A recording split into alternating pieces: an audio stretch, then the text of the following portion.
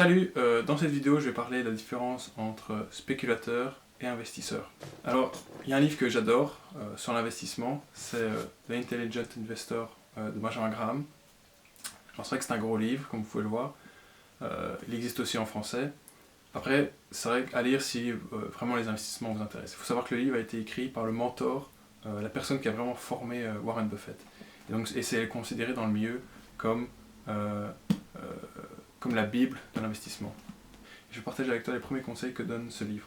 Et ces premiers conseils, c'est ne pas spéculer quand vous pensez investir. La première chose que fait ce livre, c'est faire la distinction entre investisseur et spéculateur. Un investisseur, selon Benjamin Graham, c'est quelqu'un qui va analyser un investissement et ensuite, je dirais, prendre la décision, d'acheter cet investissement s'il est certain qu'il va pouvoir garder son capital. Ça veut dire que dans 5 ans, son capital n'aura pas disparu. Et par exemple, acheter une obligation d'État, c'est considéré comme un investissement à très faible risque parce que c'est très rare que c'est l'État qui garantit votre investissement. Voilà, ça c'est, vous êtes certain que votre capital ne va pas disparaître. Mais spéculer par contre, comme par exemple jouer à la roulette, voilà, ça c'est risquer son capital, vous n'êtes pas sûr de pouvoir retrouver l'entièreté de ce que vous avez investi. Dans les médias, on en mélange tout le temps investisseur et spéculateur, mais je dirais dans la tête de chacun, il faut vraiment que ça claire, genre à quel moment j'investis, à quel moment je spécule. Alors, la spéculation, selon Benjamin Graham, ce n'est pas mauvais, et je suis d'accord avec lui. Ça a des avantages, comme par exemple apporter de la liquidité sur les marchés, ce qui fait que pour les investisseurs de tous les jours, on peut facilement acheter une action et la vendre. Il y a toujours tellement de gens qui échangent tous les jours qu'il y a toujours quelqu'un qui est prêt à votre acheter ou même vendre votre action, tout le temps. Mais si la spéculation n'est pas mauvaise, il y a des mauvais spéculateurs. Et le premier, c'est celui qui spécule en pensant investir.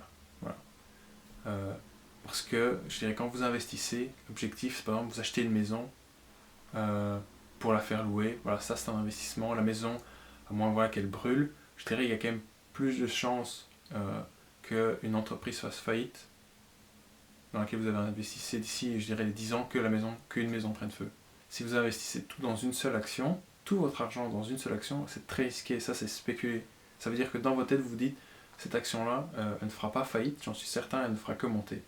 Ce qui est presque improbable. Ça, c'est vraiment faire de la spéculation, parce que vous ne pouvez pas être certain de pouvoir mettre tout votre argent dans une seule action. Donc spéculer, typiquement, c'est faire du court terme. Faire un pari à court terme, ça c'est spéculer. Donc il ne faut pas mettre tout son argent. Donc la différence en investissement, c'est vraiment voir le long terme. C'est des plus gros montants, parce que ça va être votre capital, votre épargne, peut-être votre retraite, je ne sais pas. Et donc ça ne sera pas de la spéculation. Spéculer, c'est vraiment faire au court terme, et donc vous allez mettre moins d'argent. Donc la logique est tout à fait différente. Ensuite, ce que Benjamin Graham nous dit, c'est ne pas spéculer sérieusement, comme un hobby. Alors là, je pense que vu que le livre est assez vieux, à l'époque, il ne voyait pas, tous les traders d'aujourd'hui. Aujourd'hui, grâce à Internet, tout le monde peut devenir, entre guillemets, trader professionnel. Même si c'est vrai que le taux d'échec est encore élevé, encore ça, on en reparlera dans une autre vidéo.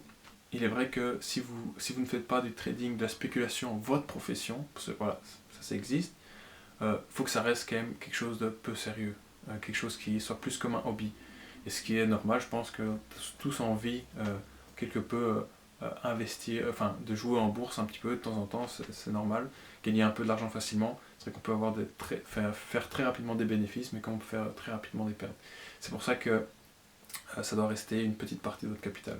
C'est pour ça que le troisième point que Benjamin Graham sur qu'est-ce qu'un mauvais spéculateur, c'est ceux qui risquent plus que ce qu'ils ne peuvent se permettre de perdre. Parce que la spéculation, c'est vraiment ça. Il faut voir ça plus comme un pari. Quand vous commencez à spéculer, il faut vous dire, est-ce que je suis prêt à perdre cet argent?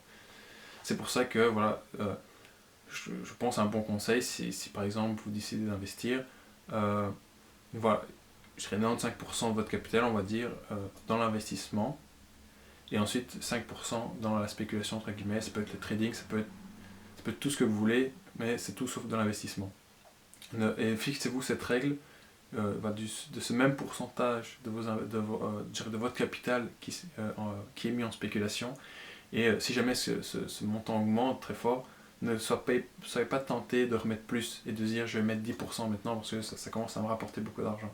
Il faut éviter de faire ça. Et donc voilà, ça conclut cette vidéo et on se retrouve à la prochaine dans une autre vidéo.